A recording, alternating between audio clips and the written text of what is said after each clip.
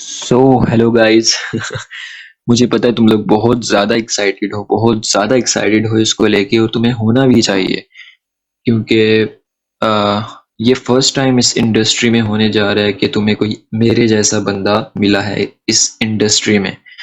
तुमने देखा होगा हर एक क्रिएटर न्यू यूजर्स को खाता है और बस फेम हासिल करता है, एंड देन बस छोटी मोटी पैटर्न्स कुछ बता देगा, फजूल फला फला ओटीसी के बग्स बता देगा या कुछ ऐसा वैसा, या कहेगा है कैंडल का नेम ये होगा तो ये आगे जाओगा, ये करोगे फला फला फला बकवास।